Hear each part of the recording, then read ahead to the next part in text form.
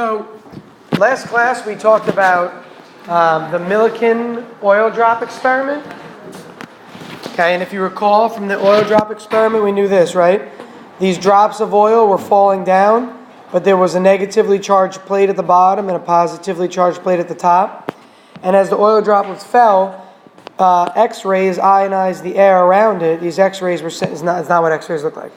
X-rays were sent across, and they ionized the air around it, which gave these oil drops a negative charge. So a lot of these oil droplets suddenly had negative charges. And what happened was the voltage could be turned on and off and vary for the bottom plate or the voltage across these two plates that are charged. And as the charge increased, what happened was these particles of oil started to float. They started to levitate. And that happened because of the electric force. Okay, and that's what we're talking about today. So here's a particle, for example, right here, an oil droplet. And what's pulling it down? Always, what's pulling down always? Gravity. What's pushing it back up? Normal force. Not normal force. Because they become negatively charged, so then the other negative charge pushes it back because they're opposites. Yeah. That other negative charge pushes it back with what we're going to call the electric force, Fe. Okay, the electric force. And the really interesting part we're going to see today is the comparison between the electric force and the gravitational force. And which of them is greater in different circumstances, in different instances. So for this example, obviously for this oil drop to be levitating, what must they be? The forces relative to one another. They have to cancel each other out. Exactly. They have to be equal and opposite. They have to be equal and opposite for this oil droplet to be suspended in midair. Okay, that's how levitation works if you think about it. To levitate, what are you doing? You're counteracting gravity. If you can counter gravity with enough force upward, the object levitates. Now, we say it levitates as if there's no force acting on it. It's just that we can't see the force.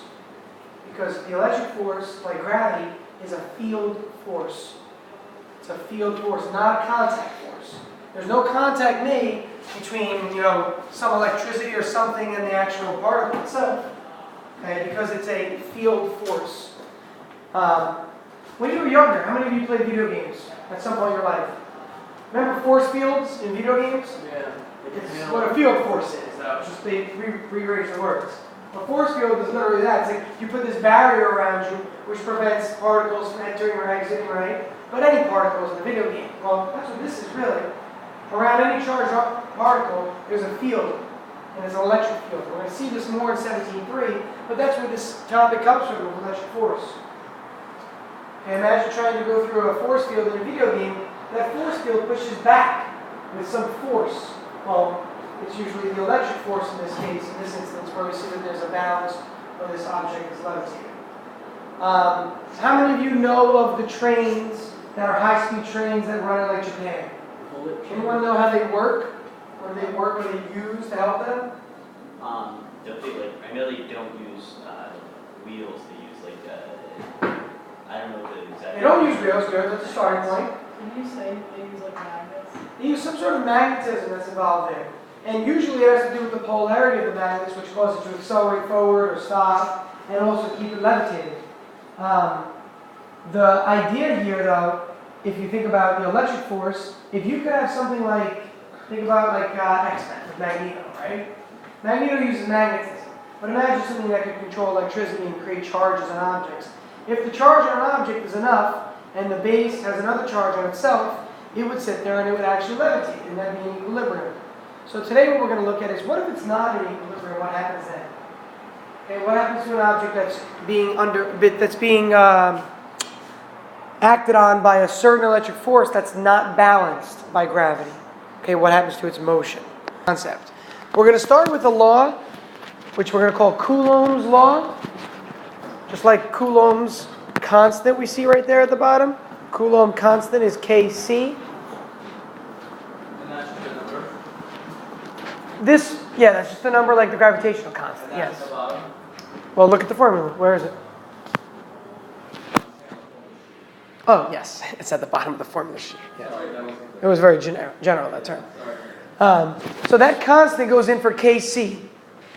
That constant goes in for Kc. Remember Coulomb was the unit of charge we talked about in the last section? Okay, if a certain particle has a certain amount of microcoulombs or nanocoulombs. Well, here, the term Coulomb or the idea of Coulomb's law indicates that there's an electric force between two particles. So what do you think Q1 and Q2 happen to be? It's not defined here. What do you suppose Q1 and Q2 may be? Not the masses. Good idea. Why did you say masses? That's Kepler's laws.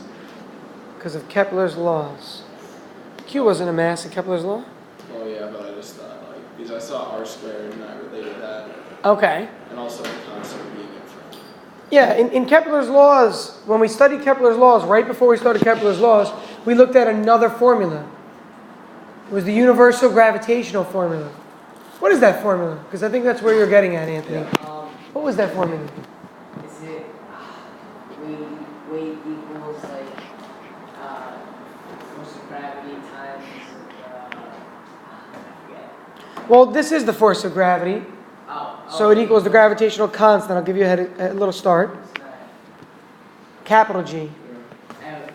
Anyone remember this formula? Is it M1 M2 over R, I think, or something? R. Squared. There it is. Okay, squared. Squared, you're right. Now, look at the similarity. Do you guys see the similarity or no? Is it obvious? Look at the formula that you're given at the bottom. Look at the formula for the electric force. Yeah, I mean, it's very similar, right? You have r squared at the bottom, you have two separate isolated incidents on both sides, M1 and M2 and Q1. Oh, these ones? Yeah. Okay. And what are these? What is M1 and M2? Yeah. It's mass. It's a property of the material or the object, right? Two different, like... For two different objects. Right, so, and those are two different... So what do you think these might be? To follow that up. What creates an electric force? What creates an electric force? For example, am I feeling repelled by this table, by an electric force from this table right now? It's like, oh, is it the power of the magnet of the force that is generated? You're on the right track, Benno. Let's use different words though. Emma? Like the stuff that we use in materials. Okay, so more than that. It's about the material, it's about the product, the item itself. But specifically, what do you think Q is? Is it the quantity Of what? of the strength of the force? You're on the right track. You're giving good descriptors. That's kind of what Benno was saying. The strength of it, the quantity, what do you call it? The charge. The charge on the particle, the amount of charge. Q1 and Q2 are the amounts of charges on each particle. Now, that's a property of the actual object, just like mass is a property of the object. So we see the similarity there. Next, capital G. What did capital G represent? Who remembers? The gravity constant. Yeah, the universal gravitational constant. 6.67 times 10 to the negative 11. Okay, remember that? Not 9.81, that's little g. Just like Kc. Kc is 9 times 10 to the 9, and this is Coulomb's constant, just like this was the universal gravity constant. Some people could call this like Newton's constant if you want, but this one is named specifically after Coulomb, but these are both constants, and they're both multipliers. Notice what I did? I put g in the numerator. It's the same thing as putting Kc in the numerator or out front, because it's still a multiplier. You could put g in front over here if you wanted instead, and it's still the same thing. So the c squared at the bottom, is that for the speed of light? Oh, sorry, this is the units. Newton meters squared per Coulomb squared. Not a formula, units. Okay, the dimensions. Is R the length of the It's not the radius length, no. It was when we did circular motion. When you spun an object, R was the radius length. What was R in this formula? Who remembers? What was R in this formula? What did R represent? I just said it was not the radius length. It's not the radius length. The distance between the middle of one to the middle of the other. That's it. The distance from center to center between the objects. And it's the same thing for the electric force. Now, For the electric force, though, the radius of an electron or a small charged particle is so minimal that you really are always given the distance from center to center. You don't have to worry about the radius of each planet and then the gap between the planets, because we're looking on a microscopic level. Yes, Benno, you can. No? Let's see when you So let's take a look at an example of this and understand where we're going to see it. And what we're going to do in a moment is we're going to compare, for the same set of particles, the electric force and the gravitational force, and see which of these is greater. Okay, see which of these is greater. So that's what we're doing here. We take a look at an electron and a proton, and we know that we're trying to figure out what is the gravitational force between the electron and the proton, and what is the electric force between them if the given distance is 5.3 times 10 to the negative 11. Now, you're given information in the table that is absolutely necessary. Do you recognize some numbers? Anything ring a bell from yesterday's lesson? Electrons are Okay, this is the fundamental charge we discovered with 17.1 with the Millikan oil drop experiment. This number of 1.6 times 10 to the negative 19, measured in coulombs, but the electron is negative and the proton is positive. Whereas the masses are both positive. Okay, the masses are both positive. So let's calculate the gravitational force between these, because that we've done already. So let's go ahead and find Fg. Remembering that it's G m1 m2 over r squared. G is a constant. If you don't have it memorized, that's okay. It's on your formula sheet. 6.67 times 10 to the negative 11. What's up? It doesn't matter. It's just an easy one to memorize because it's the way it sounds. But you don't have to. The distance from center to center is given. Okay, we're going to say that this is the average distance between these two. And this is actually right out of your chemistry book. Okay, or last year's chemistry book. So we have in the denominator 5.3 times 10 to the negative 11 squared. I'm not putting units right now. I'll put units for the electric force so we can prove those units, but we've already seen these units before, so I know that they're all standard. I'm going to leave it alone. By the way, if you're interested, I put a really cool video, at least what I consider really cool, on News Forum recently. But you know what it does? Remember I talked about how like the kilogram is the only unit with kilo with a prefix as a base unit? Like second is measured in seconds. Yet for mass, it's measured in kilograms. It's not measured in grams. It's kind of weird how we always talk about that. It's a whole video explaining why that is and where it came from. And it also goes on to talk about, if you remember, in the beginning of the year, I talked about like, what is a meter? Why is a meter a meter? Why is a kilogram a kilogram? Who came up with these numbers? So it talks about that cylindrical object that I've mentioned to you before, that is literally a platinum uranium isotope that's somewhere in a vault, that is literally 1 kilogram. That's what a kilogram is. They've redesigned the kilogram. They just did it recently. It's really cool. And they used silicon atoms, and it's a perfect sphere. They literally are able to come up with the exact mass because they know the mass of the silicon atom, and they were able to actually estimate how many, and really closely estimate, like to the nearest atom, how many silicon atoms were in the sphere. They built the sphere, and then they sat there, and they sat there, and they sat there, and they smoothed it down, taking off layers at a time until it was exactly 1 kilogram. So they have a new model for the kilogram they just came out with. It's kind of cool. So if you're interested, it's only like 10 minutes, but I think you would find it interesting. And it leads to a lot of other videos that are linked to that, like related videos. I ended up watching, like the other day, I was watching videos, it was like 6 o'clock, for like an hour and a half, because I was just watching like a bunch of, you know, Vsauce, I've mentioned before? Yeah. A lot of cool videos on Vsauce, a lot. There's another one called like looks like Veritaserum, like from Harry Potter. You know, Veritaserum from Harry Potter, the stuff that makes you, the truth potion, thank you. There's another channel that is not spelt the same way, but it's almost spelt that way. It's the channel that this video is from. A lot of other really cool videos, like how high could you build feasibly from the earth? What's the highest you can build? What's the longest straw you could drink out of? I watched a video on that the other day.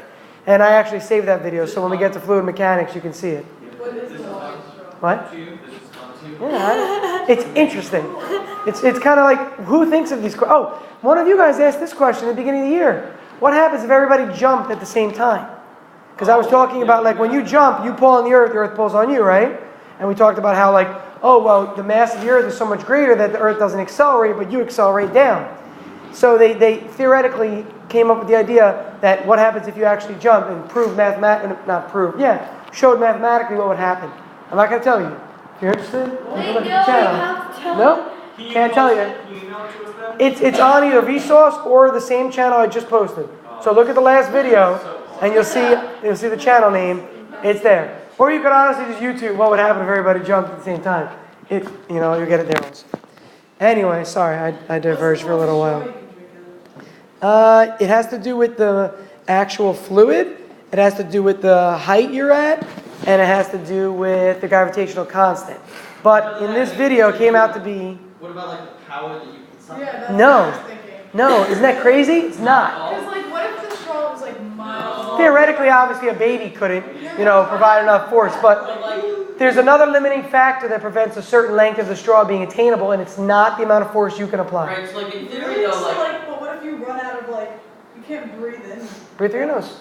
You could stop and just stop. You could as you're moving as you're pulling the fluid up the straw, you could stop and put your tongue on the straw, and it would but stop it have from. you seen, for example, you want to think of a long straw, one of the ways you can think of is remember when we were I don't know, I guess maybe we were, they have these, at least when we were, those straws, they make it look like they have 100 different, little, hoops in them, and making a bear. So that's in theory, a really long straw, but that takes a lot of power. It's not the length of it; it's the elevation. That's why it's called what it's called. It has to do with what's called pressure head, the amount of pressure that you can develop for a certain fluid to flow a certain height, and that's where pumps are derived from. A pump pumps water from a low elevation to a higher. That's what a pump is defined as. You put these in your pool in the off season, and it drains the water off the cover for an in-ground pool. It's a pump that takes the water up. It's physically what it is. It has to do with the elevation, not the actual length. So in the video, they discuss and they derive how the highest elevation you can pull fluid up to. And theoretically, if the straw is hanging straight down, it's the same as the length of the straw. Anyhow, please take a look at those videos. So we need the mass of a proton and electron. They're given in the table. The electron is right here. The proton is right here. Let's plug those in.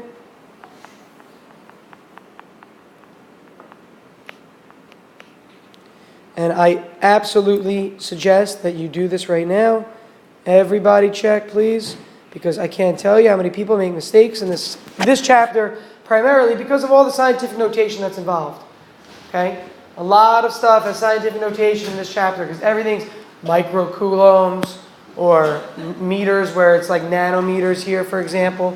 So please practice this. Just take a look. Make sure you get the right answer.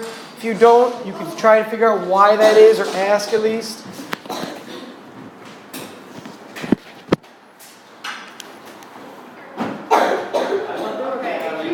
Mine keeps saying my batteries are low, and It's activity, so it didn't matter. If your batteries are low, it might say that for a while. I changed my batteries though as soon as it said it, and it still said it, and they were brand new batteries. I don't know. You do have a backup battery, it's a little lithium battery. Stores all your memory in case your battery dies, doesn't lose the memory.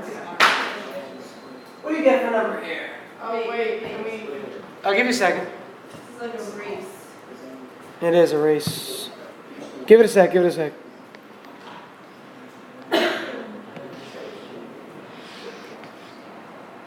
It will be a very small number, so don't get alarmed that you see 10 to the negative, some big power. It's a very, very small number, so it means it's got a high negative exponent.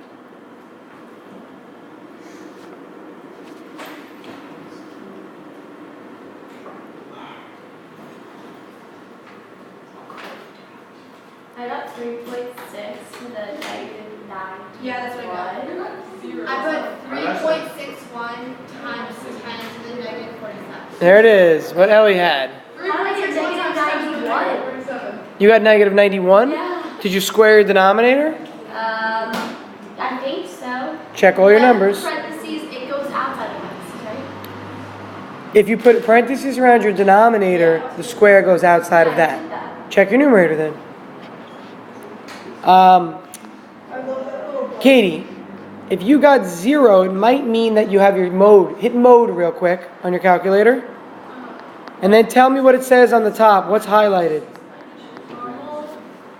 What's in degree, I think. No, but not even that. Look at the, is it floating? Is it 0, 1? What's highlighted next? It's float. It's normal float degree. I'm not sure. He's like, he's the 5.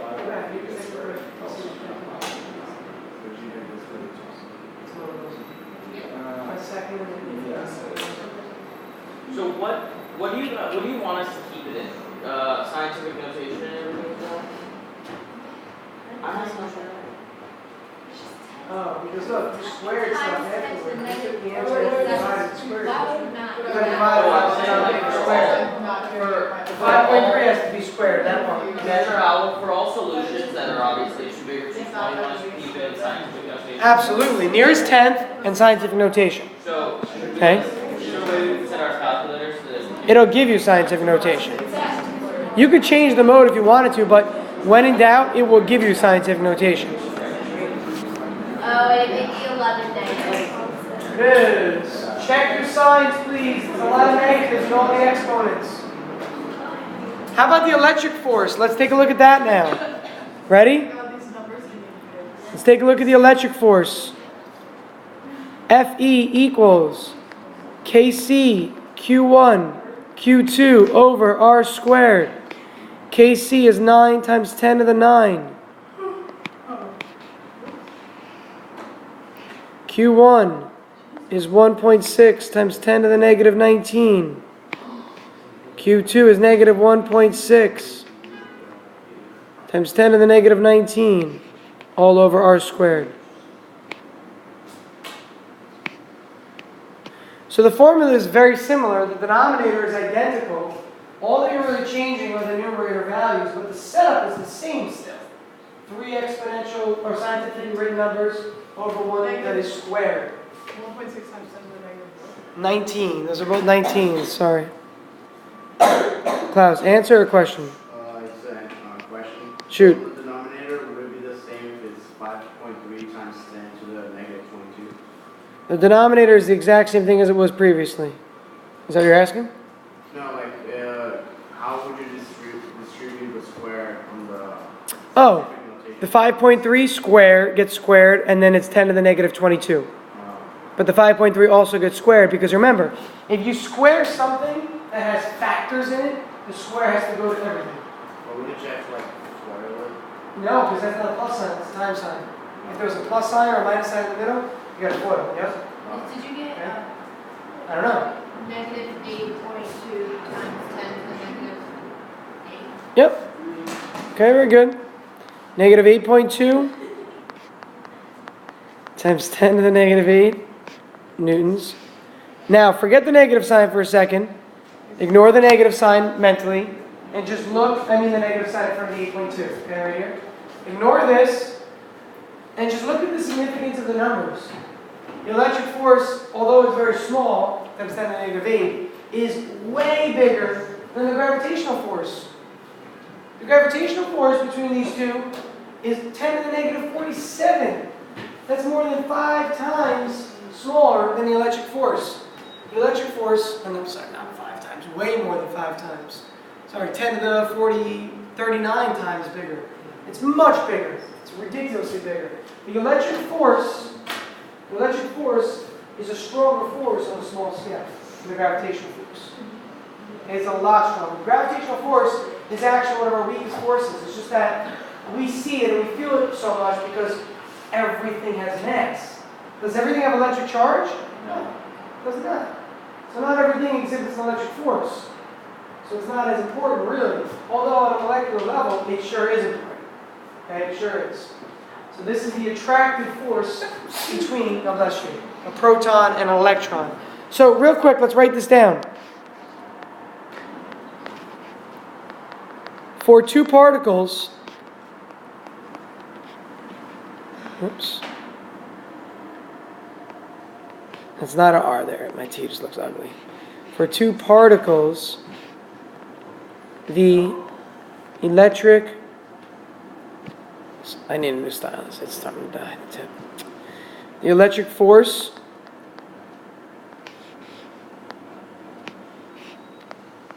has a sign that indicates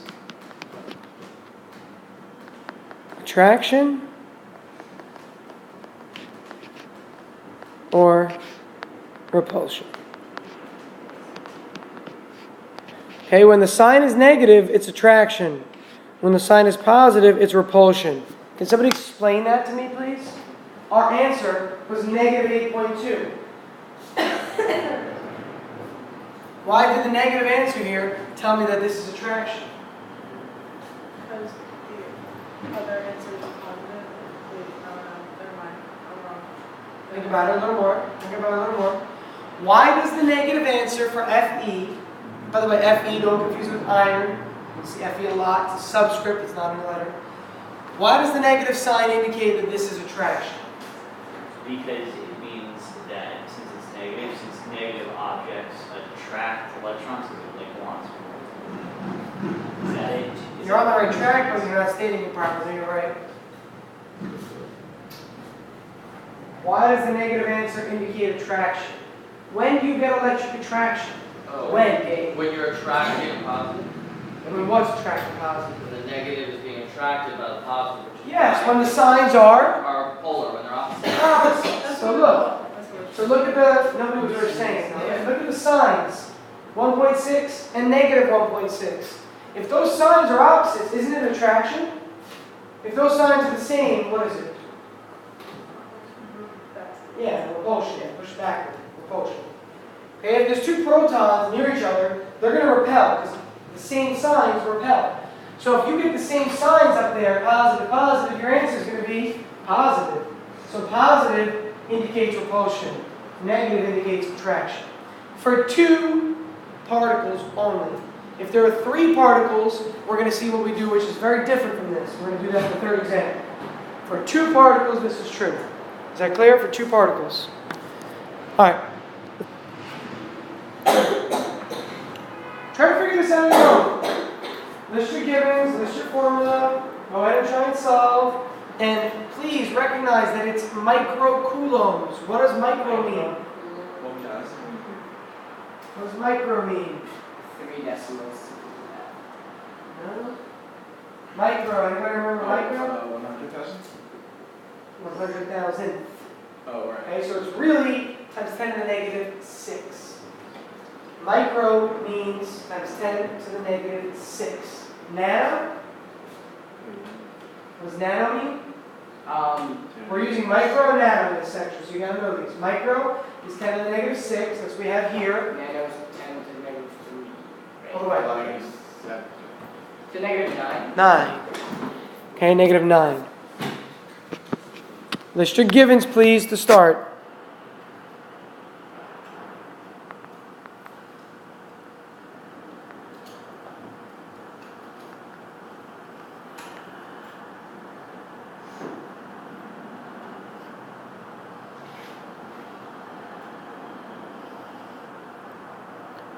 Did I need this word right here that I just circled? Do I actually need that word? Why not? Yeah? If they're both positive or both negative, you can just assume it's a repulsive force. Yeah, it's got to be repulsive because both signs are positive. So I didn't really need that, but, you know, whatever. This is on the test on Monday, by the way, right? Mm-hmm. It's the last section. Is it going to be on all 15, 17, 1, 17, 2. 17, 3, we're going to answer for the test. Or just on Monday? No, it's on Tuesday. Tuesday. So, This is where a lot of your math is going to come from, and Snell's law. Okay, Snell's law with the critical angle stuff, and this, that'll be the math portion. So, No, 15 was the stuff with light and optics. 15. are we... 15, 17.1, 17.2. We'll go to 17.3 after the test, and then we'll continue on with 18 and so forth. Nat. solving for R? We're solving for, determine the distance. Very good. So you can... Solve generically. What do you got, Nat? Oh, well, since they're inversely related in the original one, you can just swap out R squared and FE. Everybody see that? Recognize this, please. Switch those two, because what are you looking for? You're looking for R. That's the question. KC is a constant. You're not looking for KC ever.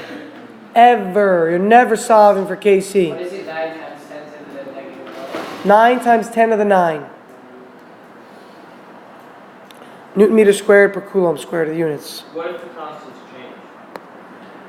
change? They can't. That is the universal Coulomb constant for all electric forces in all of the galaxy. That's why it's universal. Just like capital G is universal. Unless the universe literally changed and it would no longer be universal. That make sense? It's not like a property of the earth. That's what I'm saying. So we switch these two. Correct. Isn't it? It's the same thing with capital G. Capital G is the same thing. Not the same number, but the same. Yeah. To get rid of the squared, I take a square root. Remember, now in this case it doesn't matter, but when I do take a square root, remember that it's plus or minus, but because I'm looking for a distance, it's always positive. Okay, radical this whole thing. Nat, you were ahead. What do you got? I don't think it's right at all. Really? Why? Because I got 0.34 and I don't, I got 0.12 and then I square rooted it and then I got 0.34. Yeah. Remember when you square root a fraction, it gets bigger. It's the opposite of square rooting a number. I have 0.35. Did you round? Oh, I have round. So 0.346, 0.35. Yeah, 0.35 meters you're going to get. Okay, let's write them out in case we don't see.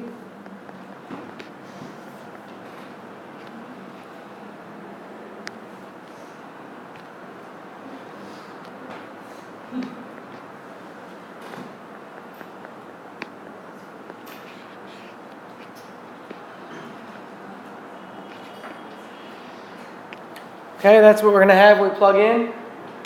Now, obviously, these charges exhibit 150 newton force. They're much greater than those of electrons. So it's a much greater force because the charges are greater. The distance between them is also pretty close. Not as close as the distance between a proton, an electron, and a hydrogen atom for the last one, but still rather close. Okay, how do I know my units are meters? Let's take a look. Let's take a look. Let's do a dimensional analysis in the top right. Oh, yeah. Okay, let's take a look at the box in the top right. Let's do a dimensional analysis. So we just quickly look at our units for this whole thing. So literally just put in units for this whole thing right here, and let's see what they turn out to be. So the units of Kc are Newton meters squared per Coulomb squared. This is Coulomb. This is Coulomb. This is Newton. I'm literally just filling in units. Look up top in the top right. Those are all units. The units of charge are Coulomb and Coulomb. The units of force are Newtons. The unit for 9 times 10 to the 9, which is Coulomb's constant, is Newton meters squared per Coulomb squared. Theo, tell me, what happens? Why? What happens? Speak. Okay, so what happens is you can cross out the n's and the c's because c times c is c squared, m squared times c squared over c squared. You can cancel out the two c's. You're left with m squared over 1, just the square root. Square root of m squared is just m. There's your unit of meters. Okay, stemming right from there. Well done, Theo. Okay, cancel your units. That's all you're looking at to verify. Your units should be meters because you're looking for a distance. Okay, a distance. So those were the easy versions. Let's get to the hard version now. Okay, those were the easy version. The next part is going to be much tougher, so to give you a heads up. Before we get to that problem, stand. We're not watching Jeopardy today, no. Some key ideas concerning the electric force. First, we talked about some of this already, but it's important to recognize no contact is ever made. It's a field force. No contact is made. The particles are always going to be separated by some distance. If the particles do touch, the flow, the charge could actually transfer, which would then change the whole idea behind the electric force that's exerted or that's felt. The formula is analogous to that of the gravitational force, which we showed.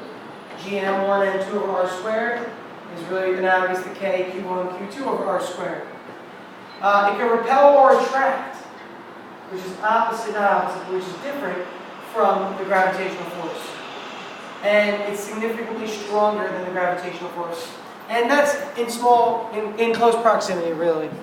Okay, for that last part. So let's take a look at the last one now. Here's what I want you to do. On your own, read through it and just draw a diagram. Please draw a diagram. Now, I'll tell you now there's 3 particles, so you're going to have 3 dots. Right? Represent each particle with a dot and show the distances between them. But give me a diagram with this only a diagram. So it's Q1, Q2, and Q3. Mm-hmm. You can call particle 1 Q1 if you want, instead of just Q there, yep? Can I get water? Yep.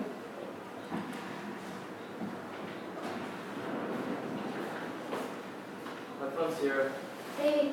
Have a nice walk. Really pushing for those votes, aren't you? Yeah, you should do that. You like that? Did you like that? Come on. Idea to lock the water fountain. I had very long Right now, the water fountain outside the girls' room has a little water bottle thing. We should do that for all. It is funny. As long as it flows a little faster, I would agree. Yeah. It needs to flow a little faster. And it doesn't stop. And it doesn't, no, it's We need like some if more. you. It's made to stop after 8 ounces. Yeah, because if you fill up the water bottle, it doesn't fill So you don't, up. if somebody leaves something there, it doesn't run all day? Right? I mean, logically, it needs to have a safety. But it's made for 8 ounces, because 8 ounces traditionally the size of the amount of water you'll drink. I think the only issue that they Cup. had with it was just that, like, I needed to explain that, like, the school is very different than it was many years ago, and that the children were insured because there was a very strong issue with water bottles in the past. So I think it's time that we We're not to be we were trusted. able to do it. You know, I understand, totally. Trust me. You see me every day, right? So, all right, 3 charged particles are arranged in a line. Now, in this section, we're not going to look at particles that are like in random spaces. They're always going to be, what do we call that when 3 things are in a line? 3 particles? Linear, but it's more longer word that has linear in it? Collinear. 3 particles all on a line are called collinear points. So 3 points that are collinear. We're only going to look at collinear samples here. If they weren't collinear, it would have been much more difficult, but it involves a lot of trigonometry. The problem gets a lot more difficult. You have to look X direction, Y direction. You have to do a lot with forces. And this already is a long problem in itself. And you're going to see that it's going to take us a little while. So what does your diagram look like? Who can tell me? Tell me what your diagram looks like, please. Just your diagram. Alejandro. Well, particle 1, Is where? it's, I don't know. Furthest left, furthest right, or middle? Furthest left. Thank you. And then it's 0.3 meters away from particle 2 Where's particle 2? To its right or to its left? to its right. And how far? 0.3 meters. And then particle 3 is 0.2 meters away from that to the right. Not drawn to scale. Okay. Yes, very good, Alejandro. Okay, and it's not difficult, but at the same time, there is room for error here. So if you made a mistake, go back and read. Particle 1 is 0.3 to the left of particle 2. So I would have started by drawing the particle 1 over here and the particle 2 over here. Then I would have read, which is 0.2 meters to the left of particle 3. Well, what does which mean? Which is referring to particle 2. Okay, it's 0.3 to the left of particle 2, which itself, I should have put itself actually, which itself is 0.2 meters to the left of particle 3. Add the word itself right here. That should be there for, I think, proper referencing in that problem, okay? So that's our setup. That's our arrangement. Now, let's write out our actual charges, because this will help us understand. The first one, is it positive or negative charge? The second one?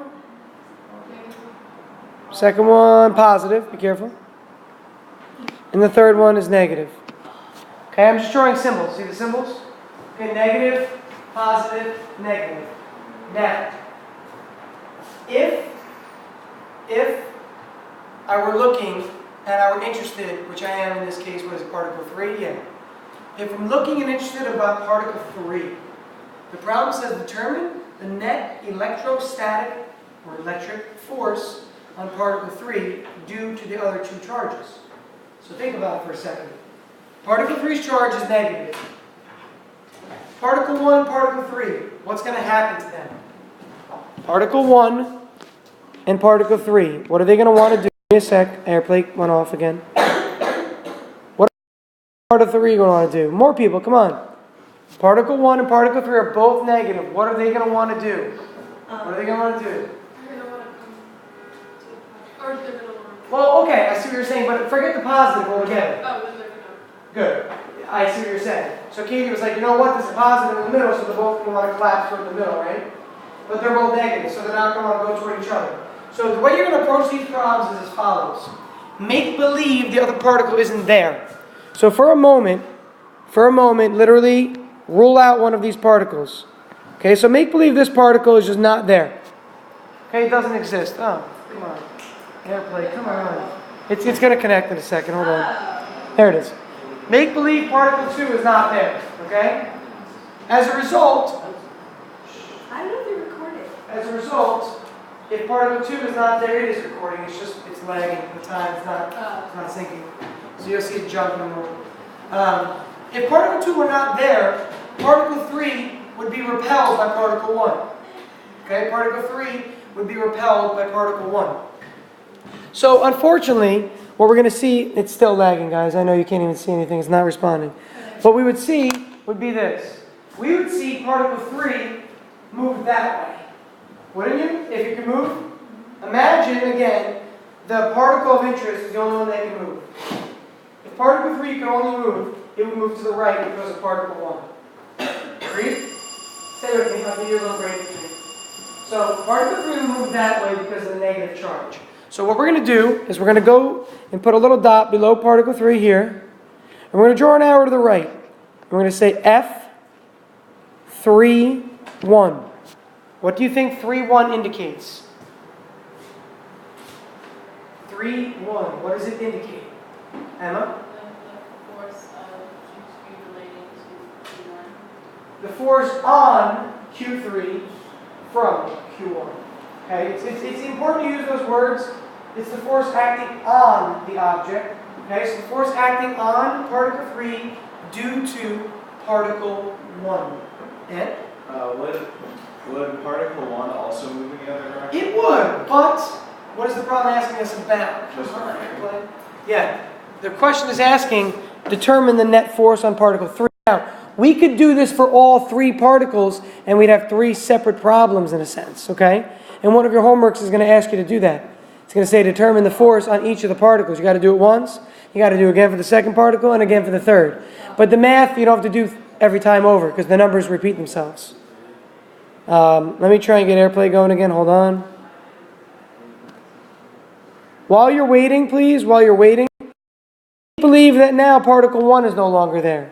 So take this box and cover up particle 1. So we're looking at particle 3. So we're leaving particle 3 alone. We're never covering it up. We're looking for particle 3. And now, what's the effect of particle 2 going to have on particle 3? What are they going to want to do? What are they going to want to do? What's the word? What's the word? Attract. Attract. Again, particle 3 and particle 2 are opposite signs, so they want to attract. Now, remember what I asked a moment ago, or said a moment ago. Imagine that the particle of interest is the only one that can move. So Q3 is the only thing that can move. Which way would Q3 move if it was the only one that could move? Which way would Q3 move, Katie? To the left. Correct, to the left. So Q3 would get pulled to the left because of Q2. Do we see what I'm saying here? Does this make sense? Okay, now, how do we know which way Q3 is going to move in the end? How do I know which way is he going to move? Left or right? 100, which one? Left or right? Left? I feel like it's going to stay in the middle. You said stay, okay. Left. Do we know yet? No. Okay, so these are hypotheticals, right? How do we figure out which way it will move? You find force 3-2 and force 3-1 independent of each other and add it together. If the answer is negative, then it's going to go together. If the answer is positive, it goes to the right. Yeah, let's just say left or right now. Remember, the whole idea of negative being the attractive one was only for 2 particles. With 3 particles, we're taking this approach right here, where we're looking at a diagram. Okay? So what we do is we calculate F31, we calculate F32, and see which one is bigger. If F31 is bigger, it moves to the right. If F32 is bigger, it moves to the left. The negative positive signs do not matter anymore. Why? Why? Why doesn't the negative or positive sign of the charges matter anymore? Because I guess the direction that they go is determined by the net force, sort of. That's exactly right. It's not determined by anything else. We've already taken into account the direction of the force because of the sign. Okay, because of the negative or positive charges, we drew our arrows a certain way, didn't we? So we've already accounted for the negative sign on the charge. So now we can look at all these formulas without negative signs for Q. Okay, so Q is not negative. You still have a negative exponent if it's micro, right? 10 to the negative 6. But the Q value we're not going to consider negative here. So we have to find F32. Does it matter if we make it negative or not? No, but I wouldn't. I would not write them as negative here because it might confuse you later on. So let's find F31 and F32. So if I wanted to find F31, it means KC, Q3, Q1 over R squared. And R is between particle 3 and 1. So I could write R31 if I'd like. This is 9 times 10 to the 9. Q3 is negative 4 microcoulombs. I don't need the negative, so I'm going to write 4 microcoulombs. Q1 is negative 8 microcoulombs. Yeah, Nat. I'm just thinking, why don't you use the negative when you plug it in? So earlier when there was only 2 particles existing, negative meant they attracted, positive meant they repelled for our answer. And now there's 3 particles. So it's not about attraction or repulsion, it's about net force. Okay. We already took into account whether they attract or repel earlier, and we showed that with these arrows, didn't we? So we've already taken into account the negative sign. Okay. So there's no necessity to do it again. The answer you get, you can just think about as positive and put this number here, and then for F32, think of it as, you can think of F32 no matter what as negative, because F32 is to the left. Okay, or you can just draw it to the left.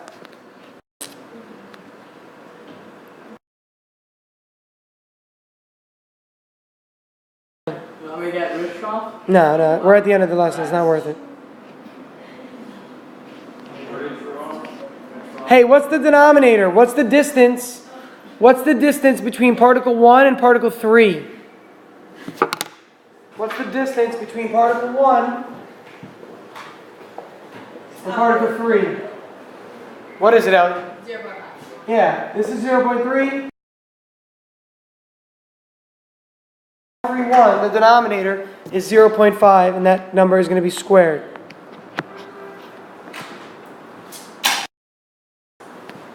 Okay, so this is what your formula should look like right now. We see we have charge Q3, charge Q1, distance between them squared, Coulomb's constant. I neglected all the negative signs because I've already taken into account my free body diagram. F31 will turn out to be 1.2 newtons. Check it please to make sure that you get that. We're going to do the same thing for F32. Except instead of 3.1, now it's 3.2.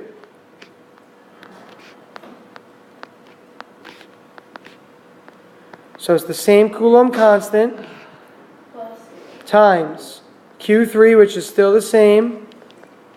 Now, that's times Q2. Q2 is 3 microcoulombs. And that's all over the distance between particles 2 and 3, which is 0.3 meters, and that's squared.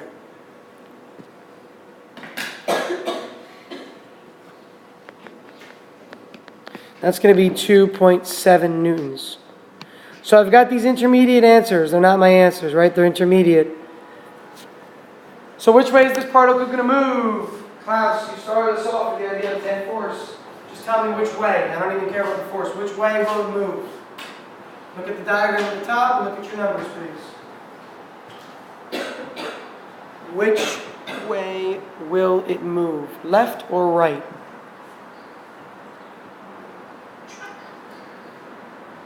Look at the diagram at the top, Klaus. See at the top? Yeah. F32 pulls left with that much. Oh, okay. F31? It's going to move to the left. Yeah, it's going to move to the left. We know it'll move to the left because F32 is greater than F31. F32 pulled left, F31 pulled right, so it's definitely going to move to the left. So the net force acting on this object is what? What's the net force numerically? How would you figure it out? You just add them up. Yeah, but F31 is acting to the right. Yeah. Yes, so 1.2 minus 2.7, so it's going to be negative 1.5 newtons, or as Klaus said, 1.5 newtons to the left. Again, look what, it's a free body diagram, isn't it? Look at the very top, guys. That's a free body diagram. We've done this year many times. All we're doing is now applying the negative sign of 2.7 because it's to the left. Again, the negative sign comes from the free body diagram, not the formula. Nice, that was a good time. The negative sign comes from the free body diagram, okay? Please, the formula is only used with the negative sign when it's two particles. The minute you have three particles, now you have to look at your free body diagram to see which of these gets a negative. F32 gets a negative because it was acting to the left, so the overall force is to the left. Now, if you knew the mass of this particle, you could find the acceleration.